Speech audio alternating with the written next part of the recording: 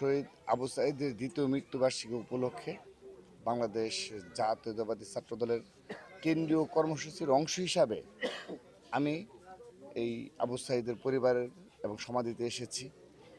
তো আমরা গত বছরও এই কর্মসূচি পালন করেছি। এবারও কেন্দ্রীয় কর্মসূচি ছাত্রদল কেন্দ্রীয় সংসদের কর্মসূচির অংশ হিসাবে আমরা আজ সকালবেলা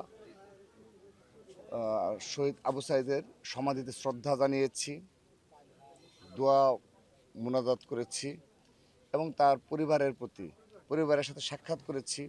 বিশেষ করে তার মা এবং তার ভাই সহ তার পরিবারের সদস্যবৃন্দের সাথে, প্রতিবেশী সহ সবার সাথে তার যে অবদান, স্মরণীয় ভূমিকা, আমরা তার সেই অবদানকে স্মরণ করে পুরো জুলাই আগস্ট গণঅভ্যুত্থানে যে ১৪০০ ছাত্র জনতা শহীদ হয়েছে তাদেরকে স্মরণ করেছি, তাদের জন্য দোয়া করেছি।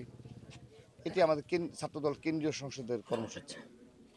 আমরা আজকের এই দিনে শ্রদ্ধা আবরে স্মরণ করছি শহীদ মুগ্ধ, শহীদ ওয়াসিম, শহীদ রাব্বি সহ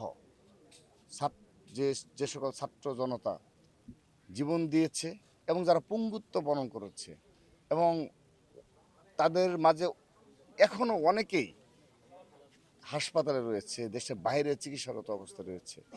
আমরা হয়তো সবার খোঁজ রাখতে পারছি না, কিন্তু ছাত্র দলের সাথে যারাই যোগাযোগ করে আমরা চেষ্টা করছি তাদের সাথে যোগাযোগ করে মন্ত্রণালয়ের সাথে তাদের সাথে কানেক্ট করিয়ে চিকিৎসা ব্যবস্থা করে দেওয়ার জন্য আমরা চেষ্টা করছি। তো শহীদ আবু সাঈদের এই শাহাদাত বরণের মাধ্যমে পুরো বাংলাদেশে ফ্যাসিস্ট পতনের যাত্রা শুরু হয়েছিল। এই ১৬ই জুলাই ২০২৪ শহীদ আবু সাঈদ এবং চট্টগ্রামের শহীদ ওয়াসিম, এই দুটো মৃত্যু পুরো বাংলাদেশকে নাড়িয়ে দিয়েছিল।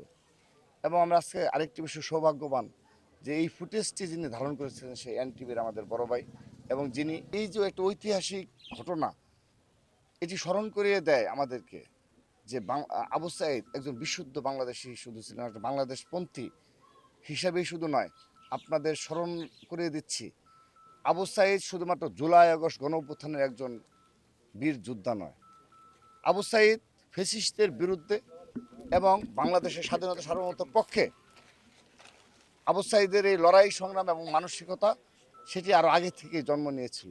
সেজন্যে আপনি ২০২২ সালে ২০২৩ সালে খুনি হাসিনা বিরোধী যতগুলো কর্মসূচি রয়েছে আবু সাঈদ চেষ্টা করেছে সেই কর্মসূচিতে অংশগ্রহণ করার জন্য। আমাদের তৎকালীন মাননীয় ভারপ্রাপ্ত চেয়ারম্যান জনাব তারেক রহমান রংপুরে বিভাগীয় সমাবেশে যিনি বক্তব্য রেখেছেন, সেখানে আবু সাঈদ ছুটে গেছেন যে মাননীয় ভারপ্রাপ্ত চেয়ারম্যান জনাব তারেক রহমান বক্তব্য শোনার জন্য। এবং যেহেতু তিনি একজন বেগম রোকেয়া বিশ্ববিদ্যালয়ের মেধাবী শিক্ষার্থী ছিলেন, সে কারণে প্রতিটি শিক্ষা প্রতিষ্ঠানে সন্ত্রাসী ছাত্রলীগে কী ধরনের সন্ত্রাসী কর্মকাণ্ড ছিল, এবং আপনারা দেখেছেন যে শহীদ আবু সাঈদ ১৫ই জুলাই সারা দেশে যেদিন